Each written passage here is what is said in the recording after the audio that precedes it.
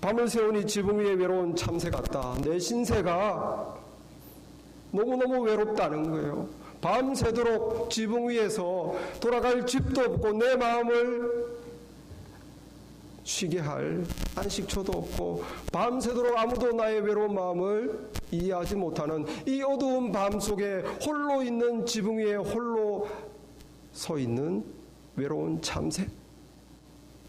내 처지가 이렇게 어디 탄식할 곳도 없고 알아줄 사람도 없고 그렇다고 이게서 이 문제에서 이 어려움에서 벗어날 길도 없고 너무너무 처량한 절망적인 상황을 여러분 경험해 본 적이 있습니까? 9절에 보니까 나는 죄를 양식같이 먹으며 나는 눈물 섞인 물을 마셨나이다. 내가 먹는 음식이 죄와 같다는 거예요. 이것이 물인지 눈물인지 계속 끊임없이 눈물이 쏟아집니다.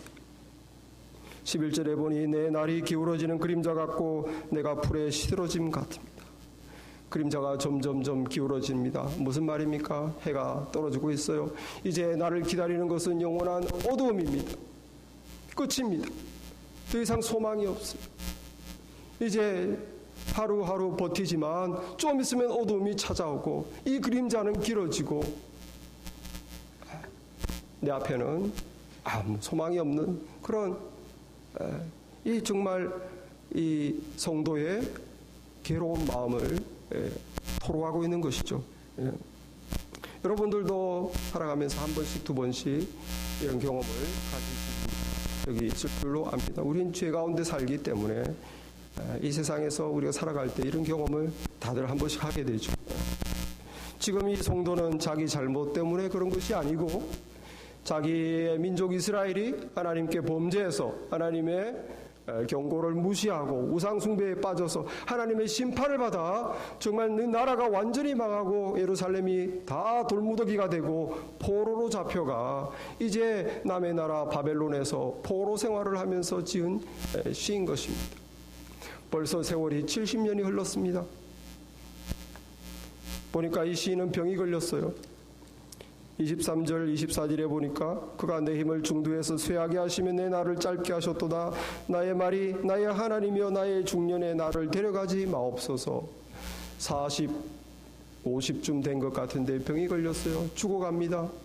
여러분 포로 생활 70년인데 40, 50이면 태어나 보니 자기는 남의 나라의 포로로 태어난 거죠.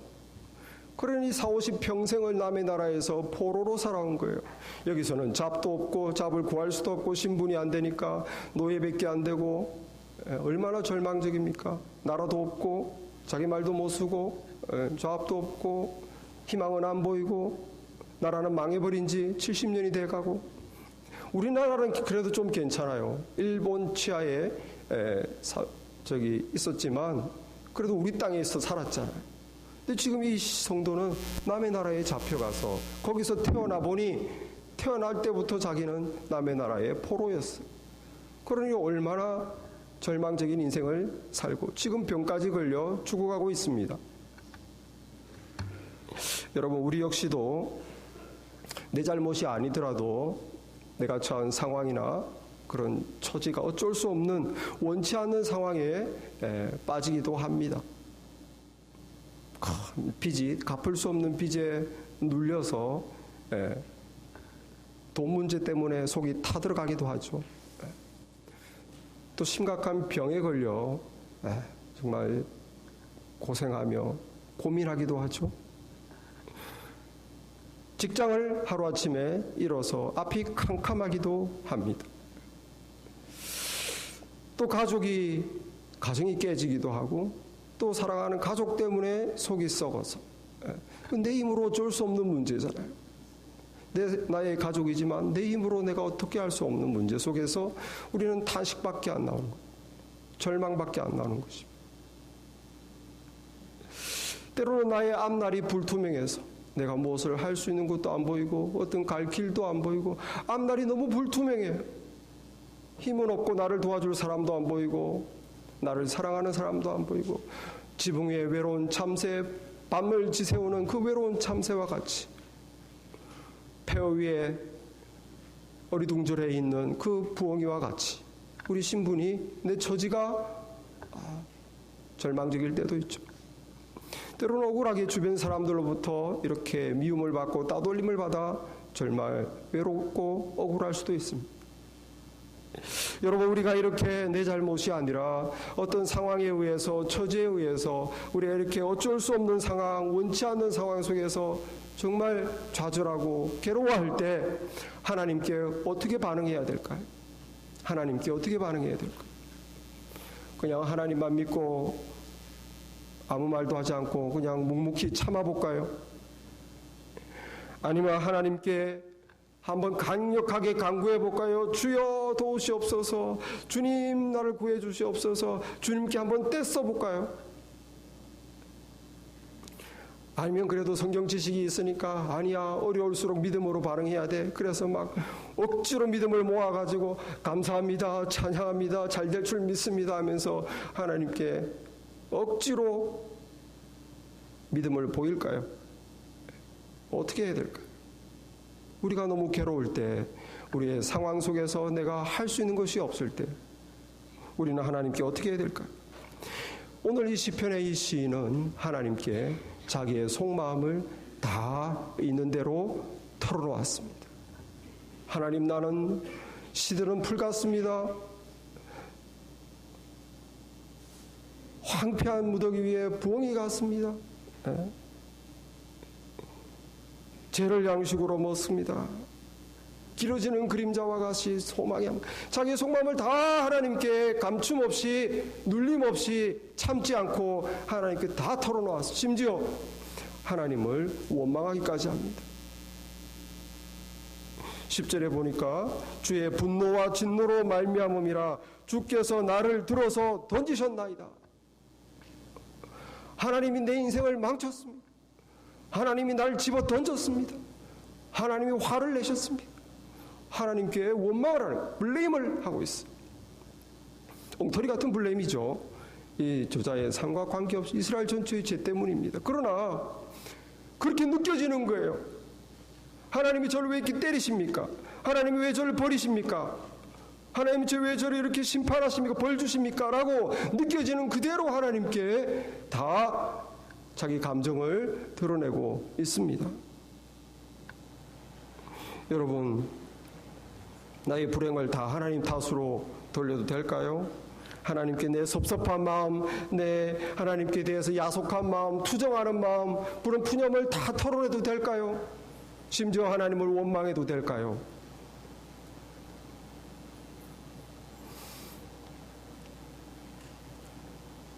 우리가 한 가지 알 수 있는 것은 하나님은 그것을 들어주신다는 거예요. 엉터리같이 하나님을 원망하는 것이 옳은지 그른지 모르겠지만 하나님은 그거를 들어주신다는 거예요.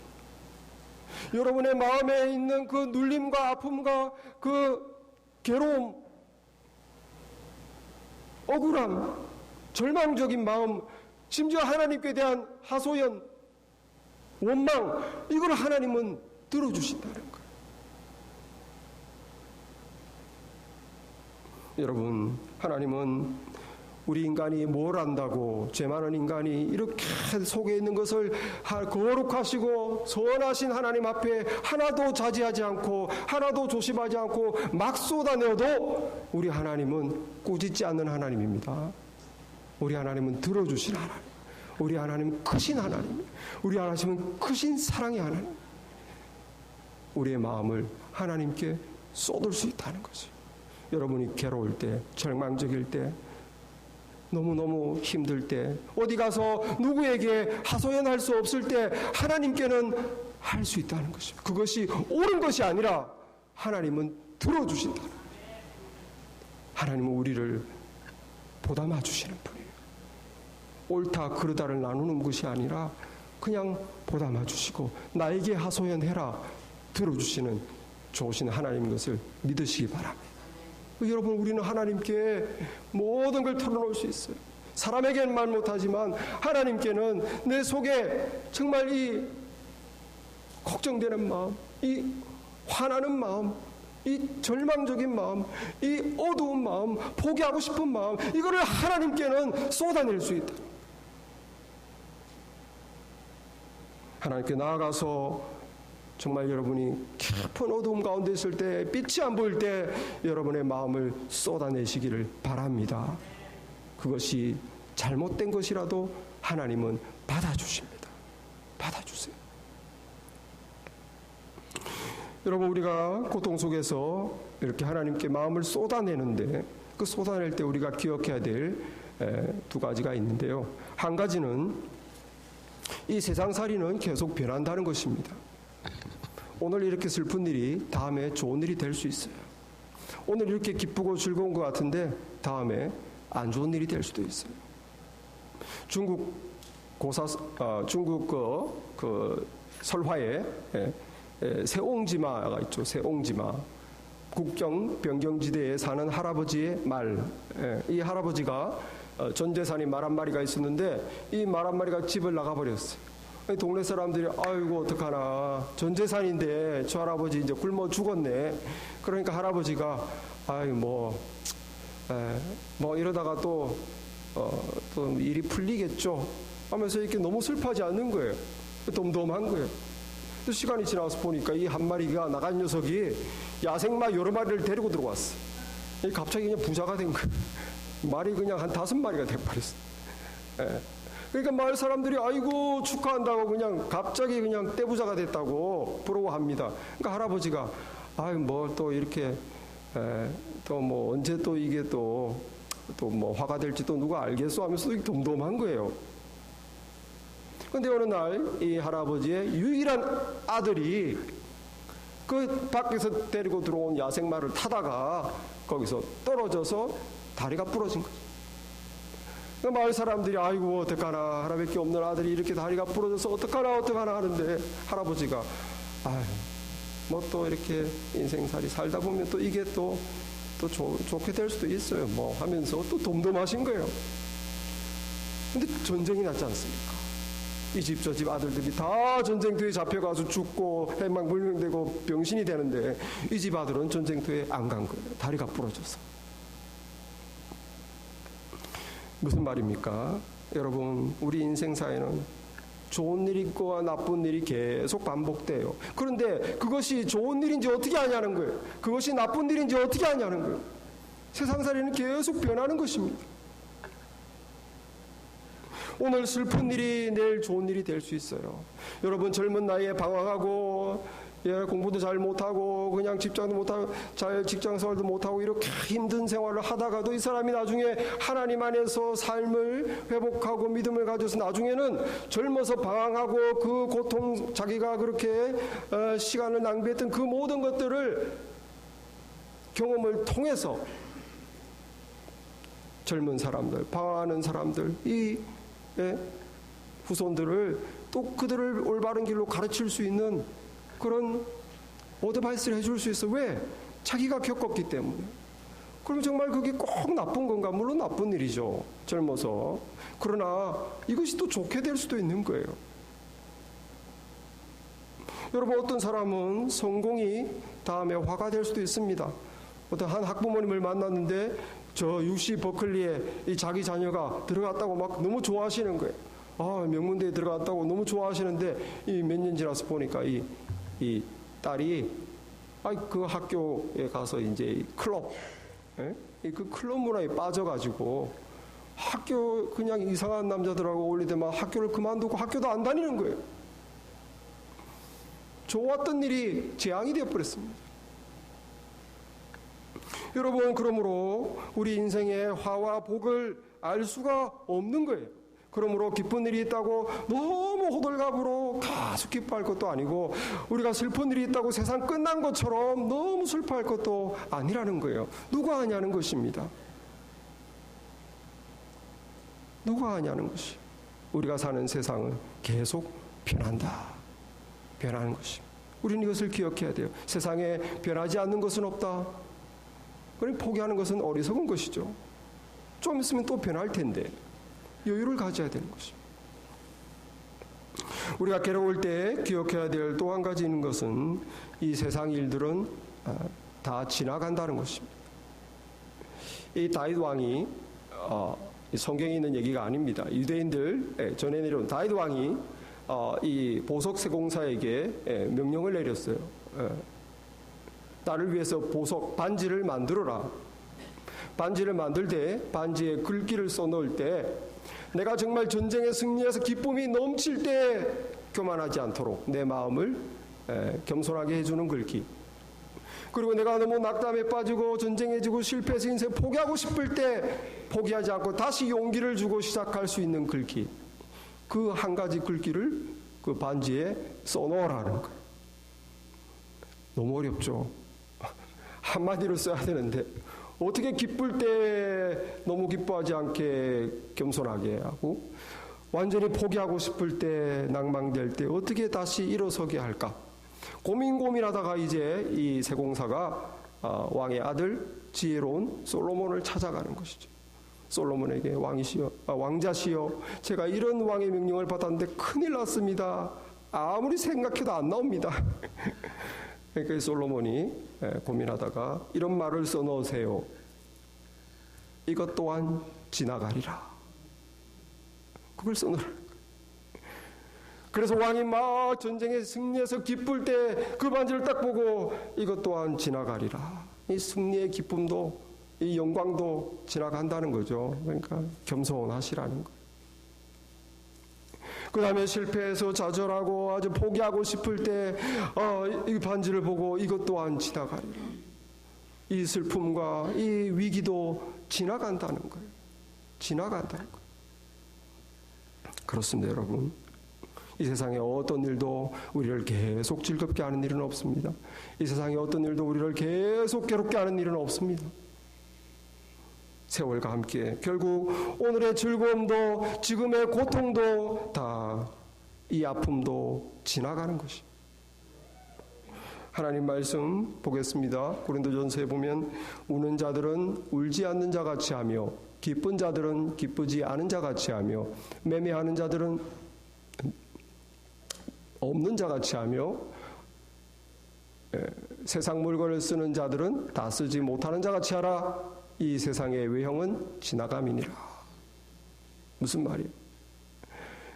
기쁘다고 막 너무 기쁘고 슬프다고 너무 슬프고 기쁘면 기뻐야죠. 슬프면 슬퍼야죠. 매매하는 자들, 뭐 장사하는 사람들은 장사하는 일에 또 물건 사는 사람들은 이 무슨 말입니까? 이 세상에 우리가 기뻐하고 즐거워하고 뭐 돈 벌고 물건 사고 쇼핑하고 이거는 다 지나간다는 거예요. 그러니 거기에 폭 빠져 살지 말아라는 뜻입니다. 인생 즐겁고 신나고 재밌구나. 그게 폭 빠져 살지 말라는 것입니다. 슬프다, 폭이다, 나는 뭐 가망이 안 보인다. 그 슬픔에 폭 빠져 살지 말라는 거죠. 돈 벌고 물건 사고 하는 그런 생활에 폭 빠져 살지 말아요. 왜? 다 지나가고 그것은 사라질 것이라는 것이죠. 영원한 것은 하나님과의 관계, 내가 주님을 위해서 한 것만 남습니다. 여러분, 이 땅에서 한 모든 것은 다 지나갑니다. 남는 게 없어요. 나중에는 너무 슬퍼도 너무 기뻐도 다 지나가고 아무것도 안 남습니다. 그러니 여러분, 이 세상 살아갈 때 아무리 슬픈 일고 괴로운 일이 있어도 조금만 참아보십시오. 다 지나갑니다. 이 세상 사라지지 않는 것은 없습니다. 말씀처럼 세상에 있는 모든 것은 기쁘고 즐겁고 가진 것 다 지나갑니다. 괜찮습니다. 조금만 참으면 다 지나가요. 여러분, 이렇게 우리는 참 심정이 괴로울 때 우리는 두 가지를 기억해. 세상의 모든 일은 변한다. 그리고 다 지나갈 것이다. 그러나 여러분, 우리 성도들은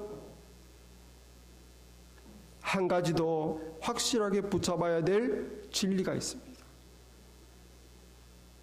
변하지도 않고 지나가지도 않는 그것은 하나님입니다.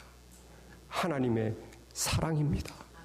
거듭난 구원받은 자녀를 향한 하나님의 사랑입니다. 변하지도 않고 지나가지도 않습니다. 이거를 확실히 붙잡아야 돼요. 여러분, 세상만 사는 계속 변합니다. 오늘 슬픔이 내일 기쁨이 될 수도 있습니다. 크리스찬들은 어떻게 살아야 될까요? 막연하게 그래 참고 기다려보자, 이 슬픔이 나중에 좋아질 수 있을 거야, 그렇게 막연하게 기대하는 사람이 크리스찬이 아니라는 거예요. 그건 세상 사람이고 우리는 막연하지 않습니다. 하나님이 계시기 때문입니다. 이 슬픔이 막연하게 기쁨이 되는 게 아니라 이 슬픔이 찾아왔다면 그것은 하나님의 뜻인 것입니다. 그리고 이 슬픔 자체가 하나님이 나를 사랑하지 않는 것이 아닌 것입니다. 어느 부모가 자식을 사랑하는데, 자식을 건져줄 수 있는데 자식을 고통 속에 내버려두는 부모가 있습니까? 그것은 부모의 뜻인 거예요. 여러분, 우리는 막연하게 잘 되겠지가 아닙니다. 세상은 변하니까 이 슬픔이 기쁨이 될 수도 있겠지가 아닙니다. 변함없는 우리를 사랑하시는 하나님이 계세요. 그러므로 나쁜 일은 없는 것입니다. 나쁜 일은 없는 것이에요. 우리가 알지 못할 뿐입니다. 하나님을 믿으시기 바랍니다. 여러분, 세상 만사 다 지나갑니다. 오늘의 슬픔도 참으면 지나가게 될 것입니다. 우리도 세상 사람처럼 세월이 치료해질 거야 하면서 기다릴까요? 아닙니다, 여러분. 하나님이 계신데 왜 그럽니까? 하나님께 나아가세요. 아픔을 이야기하세요. 괴로움을 말씀하세요. 하나님이 치료가 있습니다. 하나님이 위로가 있습니다. 우리가 쓰러져 있어도 하나님께 나아가면 하나님이 일으켜 주십니다. 우리는 막연하게 세상 사람처럼 기다리는 사람이 아닙니다. 하나님이 계시기 때문에 우리의 소망이 있고 우리의 힘이 있고 우리를 사랑하시는 분이 계시는데 왜 기다리고 있냐는 거예요. 언젠가는 지나갈 거야가 아니에요. 오늘 이 성도 하나님께 주여 막 자기의 괴로움을 토로하고 하나님 탓이라고 하나님도 블레임하고 그러다가 12절에 보니까 여호와여 주는 영원히 계시고 주에 대한 기억은 대대에 이르리이다. 우리말에는 여호와인데 영어 성경에 보면 but이 있어요. But you, O Lord, abide forever. But 여러분, 그러나 내가 이렇게 괴롭고 절망적이고 안타깝고 소망이 없지만 그러나 하나님이 영원히 계십니다. 그러나 하나님은 영원히 계십니다. 하나님을 바라보는 순간 소망이 생기는 거예요. 하나님을 바라보는 순간 모든 상황은 다시 해석해야 되는 것입니다. 그 하나님을 바라보니까 13절에 주께서 일어나사 시온을 긍휼히 여기시리니 지금은 그에게 은혜 베푸실 때라 정한 기한이 다가옴이니이다. 이 저자는 계속 절망하고 슬퍼하고 좌절하고 있는 것이 아니라 생각났어요. 하나님을 바라보니까 그래, 하나님은 불쌍히 여기시는 분이시지, 긍휼히 여기시는 하나님, 이제 은혜 베푸실 때입니다. 정한 기간이 다가옵니다. 정한 기간이 뭘까요? 이 예레미야 선지자를 통해 하나님은 미리 예언을 주셨습니다. 이스라엘이 계속 수백 년 동안 말을 듣지 않고 우상 숭배하고 마침내 내가 이 이스라엘을 예루살렘을 심판하겠다. 성이 돌더미가 되게 황폐하게 될 것이고 적군에 의해서 나라가 망할 것이고 포로로 잡혀갈 것이고 70년의 노예 생활을 하다가 그리고 때가 차면 내가 다시 내 나라를 회복시키겠다. 하나님이 예레미야 선지자를 통해서 예언을 했어요. 그 정한 기간을 이 성도가 기억하고 있는 것입니다. 하나님이 말씀하셨지 않습니까? 하나님이 70년이 되면 정말 우리를 용서하시고 다시 회복한다고 말씀하지 않았습니까? 불쌍히 여기시는 하나님이시여, 정한 기간이 다 돼갑니다. 하나님이 말씀하셨기 때문에 그 말씀을 믿는 것입니다. 17절에 보니까 여호와여 빈궁한 자의 기도를 돌아보시며 그들의 기도를 멸시한 하나님은 기도를 들으시는 분입니다. 주님, 우리 민족의 저의 이 절망스러운 기도를 들어주시고 우리를 회복시켜 주십시오. 20절에 보니까 이는 갇힌 자의 탄식을 들으며 죽이기로 정한 자를 해방하사 여호와의 이름을 시온에서 그 영예를 예루살렘에서 선포하게 하십니다. 하나님은 전능하신 하나님입니다. 우리의 기도를 들으시고 하나님의 말씀을 이루시고 우리를 해방시켜서 다시 우리를 하나님의 약속의 땅으로 돌아가게 하시옵소서. 여러분, 우리 예레미야 선지자가 예언한 내용을 보겠습니다. 이 모든 땅이 폐허가 되어 놀랄 일이 될 것이며 이 민족은 70년 동안 바벨론 왕을 섬기리라. 여호와의 말씀이니라. 70년이 끝나면 내가 바벨론의 왕과 그의 나라와 갈대아인의 땅을 그의 죄악으로 말미암아 벌하여 영원히 폐허가 되게 하되 내가 그 땅을 향하여 선언한 바 곧 에레미야가 곧 모든 민족을 향하여 예언하고 이 책에 기록한 나의 모든 말을 그 땅에 임하게 하리라. 이게 벌써 수백 년 전에 이스라엘이 망하기 전에 예레미야 선지자가 하나님의 말씀을 증언한 거예요. 이제 이 성도가 실제로 나라가 망하고 포로로 잡혀가 거의 70년이 다 돼가는 상황에서 죽어가면서 하나님의 말씀을 믿는 것입니다. 어떻게 됐나요?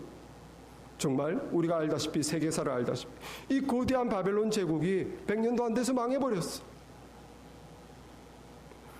그리고 하나님의 은혜로 페르시아가 손들어서서 이 하나님의 백성들을 이스라엘로 다시 보내게 돼서 망했던 나라가 다시 일어나게 되었습니다.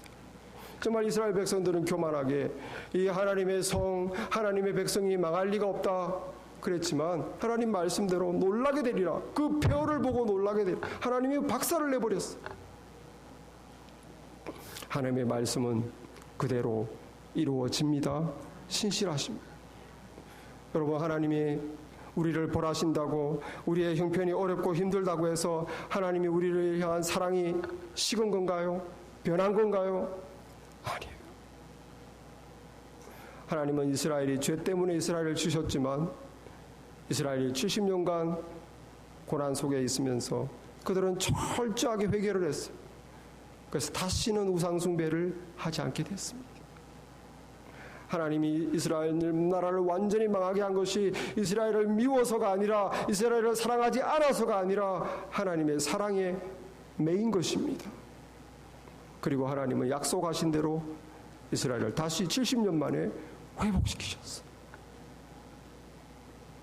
여러분, 우리의 형편이 어렵고 내 처지가 괴롭다고 해서 하나님의 사랑이 변한 것이 아닙니다.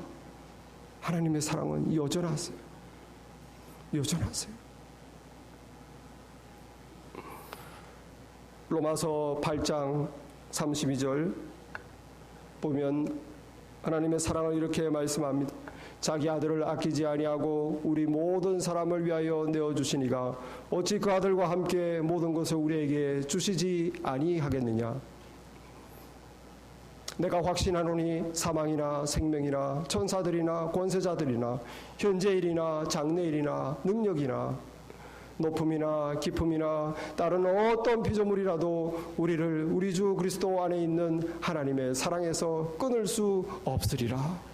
여러분, 인생에서 일어나는 어떤 슬픔도 어떤 괴로움도 어떤 실패도 어떤 상처도 하나님의 사랑에서 우리를 끊을 수가 없다는 것입니다.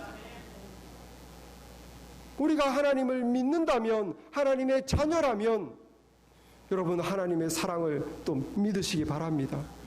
여러분의 상황에 따라서 하나님을 오해하지 마시기 바랍니다. 하나님은 변하는 분이 아닙니다. 내 처지는 변해요. 내 믿음도 변합니다. 그러나 하나님의 사랑은 변하지 않습니다. 그래서 이 하나님의 사랑을 확신하게 된 이 성도가 27절 28절에서 그 안타까운 마음을 토로하다가 이제 마지막을 다시 하나님에 대한 믿음으로 이렇게 말합니다. 27절에 주는 한결같으시고 주의 연대는 무궁하시리이다. 주의 종들의 자손은 항상 안전히 거주하고 그의 후손은 주 앞에 굳게 서리이다. 주님은 한결같으시다. 주님의 종들의 자손은 항상 하나님의 보호 아래 안전히 거주하고 영원한 하나님 나라에 굳게 설 줄로 믿습니다. 하나님의 이 사랑, 예수 그리스도 안에 있는 하나님의 사랑에서 끊을 수 없으리라. 하나님 우리에게 예수님을 주셨어요. 왜 주셨을까요? 구원하시려고. 왜 주셨을까요? 보호하시려고. 왜 주셨을까요? 인도하시려고. 왜 주셨을까요? 필요한 것을 공급하시려고. 왜 주셨을까요? 위로하시려고. 왜 주셨을까요? 능력을 주시려고. 하나님 예수 그리스도 안에 있는 이 하나님의 사랑, 그 하나님의 사랑은 우리 예수님을 통해서 우리 모든 성도에게 변함없이 죽을 때까지, 하나님의 나라에 갈 때까지 영원한 줄로 믿습니다. 여러분, 이 하나님의 사랑을 붙잡으시기 바랍니다. 27절, 28절을 이 성도가 말할 때는 상황이 변한 것이 없어요. 자기의 몸은 여전히 죽어가고 여전히 자기는 남의 나라의 포로로 있습니다. 그럼에도 이제 하나님을 바라보고 신뢰하고 믿음의 고백을 한 것이죠. 여러분, 우리 상황이 변하지 않아도 하나님에 대한 신뢰를 굳게 붙잡으시기 바랍니다. 저도 그래요. 낙심할 때도 있고 힘이 빠질 때도 있고 절망스러울 때도 있고 인내가 부족할 때도 있고, 그럴 때 붙잡는 것은 하나님에 대한 신뢰입니다. 하나님이 아신다.